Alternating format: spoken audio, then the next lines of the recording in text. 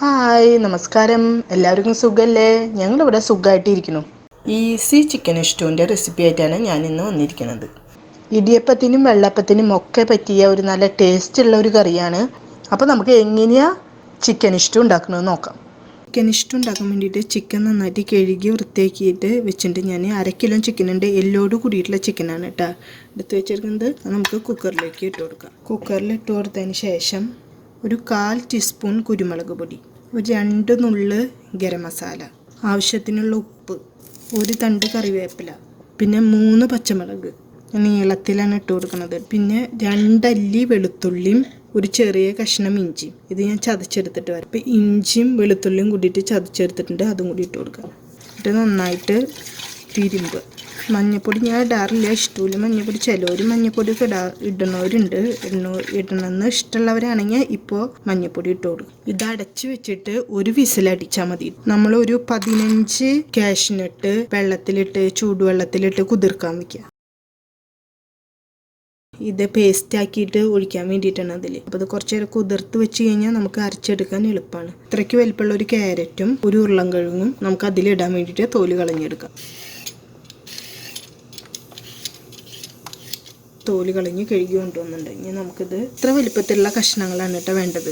Cooker വിസിലടിച്ച് ഞാൻ ഇറക്കി വെച്ചിട്ടുണ്ട്. ഉരുളൻകിഴങ്ങും ഏതാണ്ട് ആ ക്യാരറ്റ് നമ്മൾ മുറിച്ചെടുത്തില്ലേ, ആ വലിപ്പം തന്നെ ഉരുളൻകിഴങ്ങിനും. ഇത്ര വലിപ്പത്തിൽ ഉരുളൻകിഴങ്ങ് അരിഞ്ഞെടുക്കണം. ഇനി നമുക്കിതൊരു പാത്രത്തിലിട്ടിട്ട് വേവിച്ചെടുക്കാം. കുറച്ച് ഉപ്പിട്ട് കൊടുക്കുക. കുറച്ച് വെള്ളം ഒഴിച്ചിട്ട് നമുക്കിത് വേവിച്ചെടുക്കാം. ഇത് വേവിച്ചിട്ട് കൊണ്ടുവരാം. ഒരു ചെറിയ സബോള എടുത്തിട്ടുണ്ട്, ചെറിയ കഷ്ണം ഇഞ്ചി, 4 വെളുത്തുള്ളി, 2 പച്ചമുളക്, ഒരു തണ്ട് കറിവേപ്പില. ഇതെല്ലാം നമുക്ക് അരിഞ്ഞെടുത്ത് കൊണ്ടുവരാം. ഞാൻ നീളത്തിൽ നൈസാക്കിയിട്ടാണ് കേട്ടോ അരിയണത്. ഒരു പാത്രം വെച്ച് അടുപ്പ് കത്തിക്കുക. അടുപ്പ് കത്തിച്ചതിന് ശേഷം കുറച്ച് വെളിച്ചെണ്ണ ഒഴിച്ച് കൊടുക്കുക. 2 കഷ്ണം പട്ട, ഒരു തക്കോലം, 2 ഏലക്കായ, 4 കറിയാമ്പൂവ്. ഇതെല്ലാം തൊട്ട് നമുക്കൊന്ന് ഇളക്കി കൊടുക്കുക.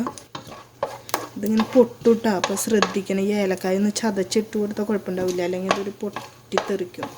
ഞാൻ നീളത്തിൽ സബോള അരിഞ്ഞു വെച്ചിട്ടുണ്ട്, അതിട്ട് കൊടുക്കുക. ഈ പച്ചമുളക് ഇട്ട് കൊടുക്കുക കേട്ടോ അതിൻ്റെ കൂടെ.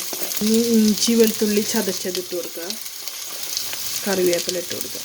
അത് നമുക്ക് നന്നായിട്ട് ഇളക്കാം. ചെറുതായിട്ട് വാടാൻ തുടങ്ങി. പകുതി തക്കാളി നുറുക്കി വെച്ചിട്ടുണ്ട്, അത് ഇട്ട് കൊടുത്തതിന് ശേഷം നമുക്ക് നന്നായിട്ട് വഴറ്റിയെടുക്കാം. പിന്നെ തക്കാളി ഇഷ്ടമില്ലാത്തവരാണെങ്കിൽ വിനാഗിരി ഒഴിക്കാം, അല്ലെങ്കിൽ ചെറുനാരങ്ങയുടെ നീരുണ്ടല്ലോ, ജ്യൂസ് ഉണ്ടല്ലോ, അത് ഒഴിക്കാം. എന്ത് വേണമെങ്കിലും ഒഴിക്കാം കേട്ടോ, എന്ത് വേണമെങ്കിലും ഒഴിക്കാം. ഞാനിപ്പോൾ തക്കാളിയാണ് ഇടുന്നത്. ഇനി ഇതിലേക്ക് നമുക്ക് ഒരു 1/4 ടീസ്പൂൺ കുരുമുളക് പൊടി ഇടാം. എന്നിട്ട് നോക്കിയിട്ട് പിന്നെ നമുക്ക് വേണമെങ്കിൽ പിന്നെ ഇടാം. മിക്സ് ചെയ്യുക. നേരത്തെ വേവിക്കാൻ വെച്ച ചിക്കൻ ഉണ്ടല്ലോ, അതിൽ കുറച്ച് വെള്ളമുണ്ട്, ഇതും കൂടി ഒഴിച്ചു കൊടുക്കാം. എന്നിട്ട് നന്നായി ഇളക്കി യോജിപ്പിക്കാം. 1.5 ഗ്ലാസ് രണ്ടാം പാലുണ്ട്, അത് ഇതിലേക്ക് ഒഴിച്ചു കൊടുക്കാം.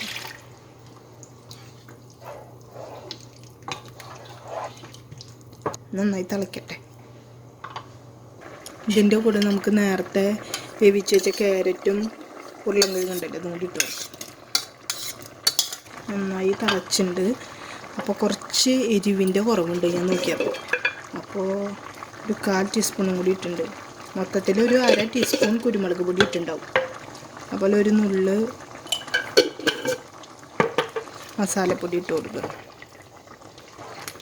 നേരത്തെ എടുത്തു വെച്ചിട്ടുണ്ടായിരുന്ന കാഷ്യൂനട്ട് ഉണ്ടല്ലോ, അത് ഞാൻ നല്ല പേസ്റ്റാക്കി അരച്ചു കൊടുക്കുന്നുണ്ട്, അത് ഇതിലേക്ക് ഒഴിക്കാം.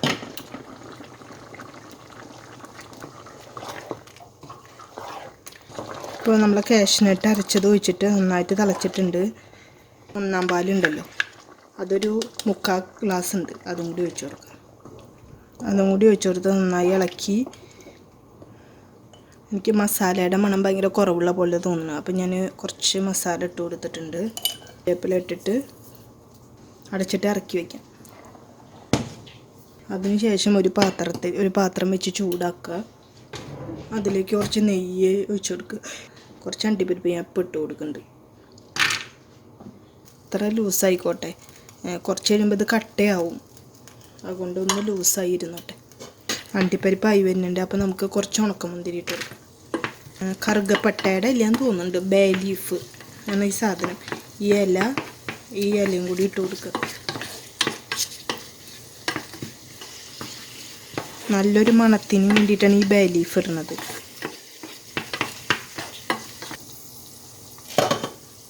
നല്ല മണം. ഈ കാച്ചിയത് ഇതിലേക്ക് വെച്ച് കൊടുക്കുക.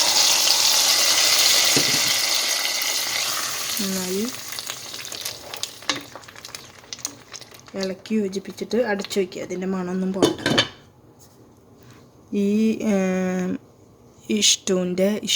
കുറുമിയ എന്ത് വേണമെങ്കിലും പറയാം. അതിൻ്റെ കളറ് ഒരു പിങ്ക് നിറമായിരിക്കുന്നതിൻ്റെ കാരണം തക്കാളി ഇട്ടിറക്കണ കാരണമാണ്. നിങ്ങൾക്ക് ഈ പിങ്ക് കളർ വേണ്ടാന്നുണ്ടെങ്കിൽ വിനാഗിരി ചേർക്കാം, അല്ലെങ്കിൽ ചെറുനാരങ്ങയുടെ ജ്യൂസ് ചേർക്കാം.